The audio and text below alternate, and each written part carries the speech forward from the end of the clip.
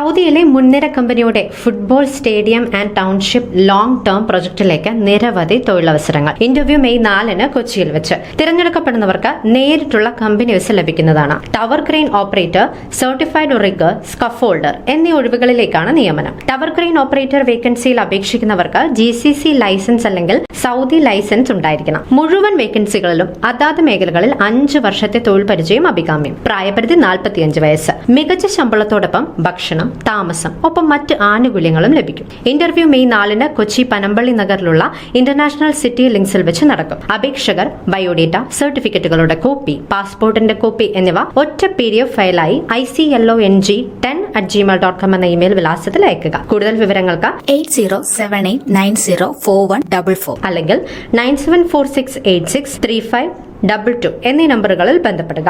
കൂടുതൽ വിദേശ തൊഴിൽ വാർത്തകൾക്കായി റിക്രൂട്ട് ന്യൂസ് ഫോളോ ചെയ്യുക.